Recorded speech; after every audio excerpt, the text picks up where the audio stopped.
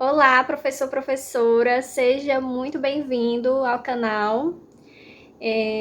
Esse vídeo ele tem por objetivo contar um pouquinho da minha história pessoal como professora. Para quem ainda não me conhece, eu me chamo Tamara. Eu tenho 29 anos e há 9 anos e meio eu trabalho como professora de inglês. Antes de me tornar professora, eu cheguei a pensar em fazer outras coisas, né? Foi um momento, aquela fase que a gente está decidindo o que fazer da vida, né? Cheguei a trabalhar na época do ensino médio com vendas, mas eu vi que o que eu realmente queria para minha vida era ensinar as pessoas. Na adolescência também eu cheguei a ter experiência com reforços, né? Mas foi algo breve. Mas sempre também a gente sabe que ainda existe uma parcela de pessoas que falam, né, que a carreira de professor não tem futuro, que ganha muito mal, né, que ganha pouco, que você tem que pensar no seu futuro, procurar uma profissão que ganha bem. No meu período de adolescência até a época do vestibular, eu escutava muito isso. Não sei se vocês já passaram por isso ou estão passando. Mas a ideia de criar o canal é justamente ter essa conexão com vocês e mostrar que sim, que é totalmente possível crescer profissionalmente e financeiramente como professor. Ainda existe muito esse estereótipo de que professor tem que ganhar pouco, né? E às vezes a gente, se não tiver cuidado, a gente acaba tomando isso para si como verdade e acreditando que o nosso futuro é esse, se doar demais para as pessoas, dar o nosso melhor e receber quase nada em troca. Quer dizer, então, que ser professor é só pensar no ganho financeiro? A gente sabe que a resposta é não.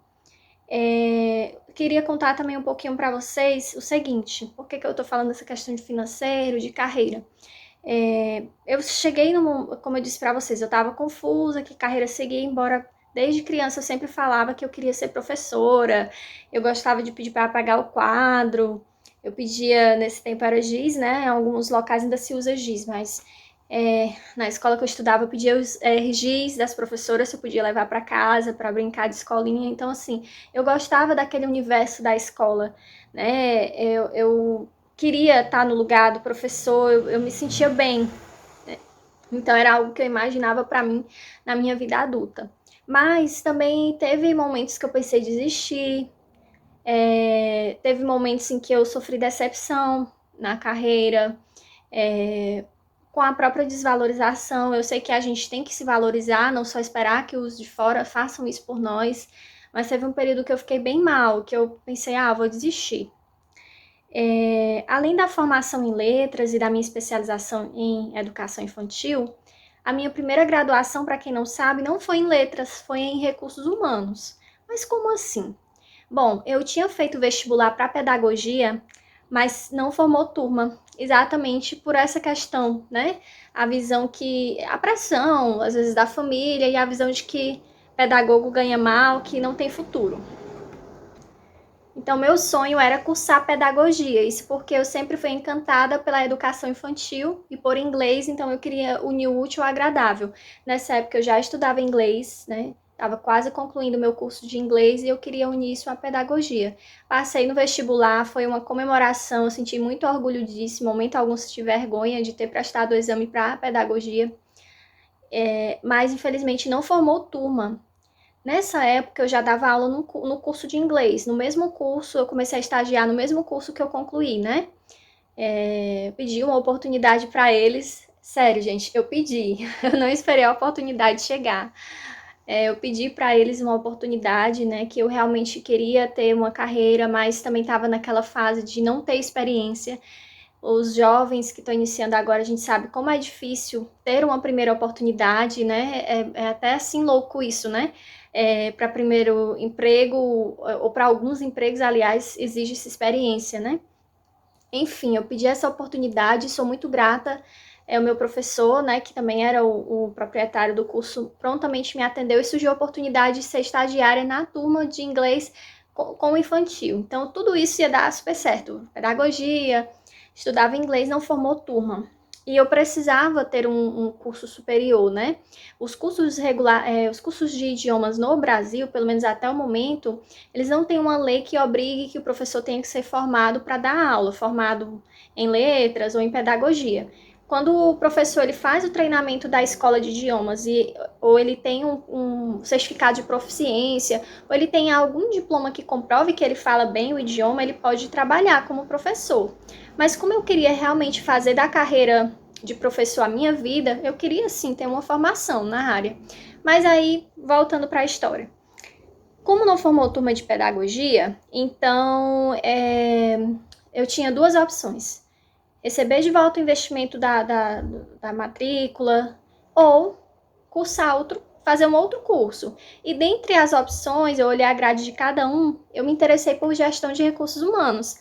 Aí eu achei interessante por duas razões, né? Eu pensei, bom, eu vou ser professora, mas eu também vou entender de um outro universo, né? Esse universo de gestão.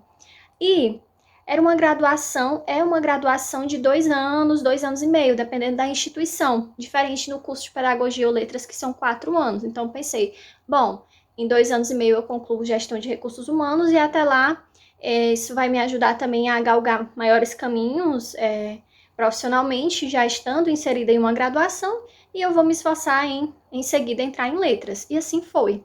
E como foi minha experiência? Eu iniciei dando aula em escolas de inglês, em seguida eu recebi uma oportunidade de dar aulas para o ensino médio. Isso mesmo, gente, a minha primeira experiência numa escola com 30 a 45 alunos foi com o ensino médio. Eles estavam precisando com urgência, porque o professor tinha passado num concurso, assumiu a vaga, era uma escola particular e não ia deixar o concurso, né?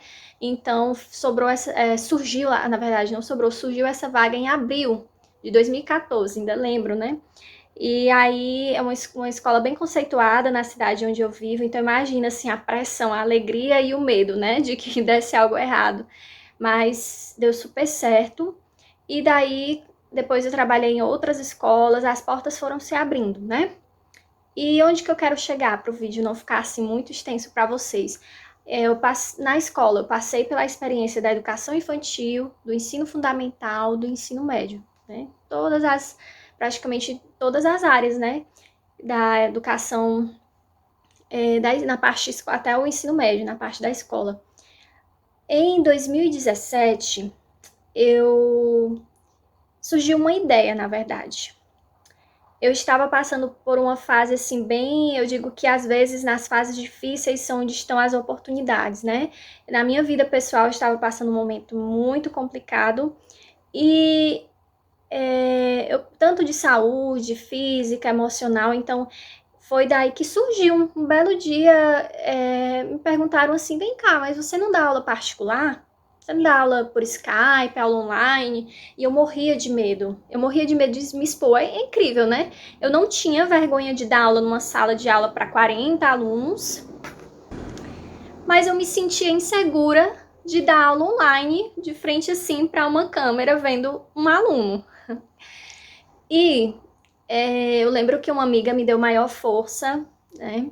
Ela já trabalhava com acompanhamento escolar, e ela me deu a maior força, o maior incentivo, e ela falou assim para mim: Tamara, você já ouviu falar de um aplicativo chamado Get Ninjas?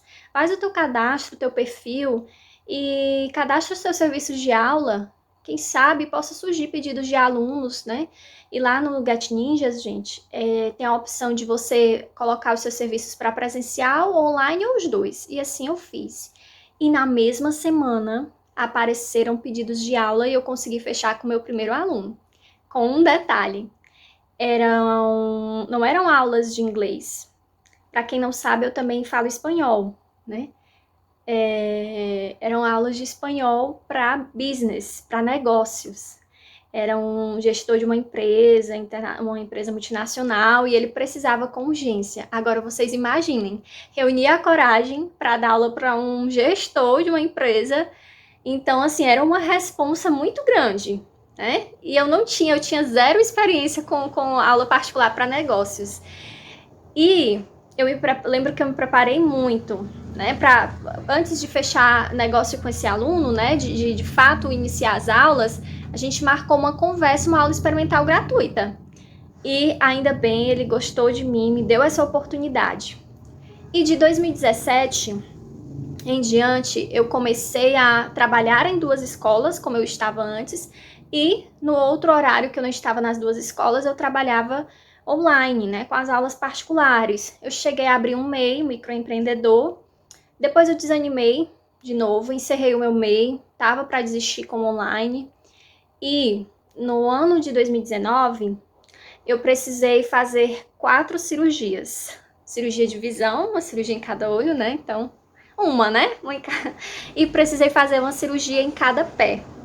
E isso, gente, era assim, eu operei os olhos em novembro e em dezembro um pé, depois outro pé. Resumindo tudo, eu teria que ficar 6 meses sem ir para trabalhar na escola. Então, e só resumindo, eu nunca parei de dar aula online. Teve um período que eu fiquei desanimada, que é normal, gente.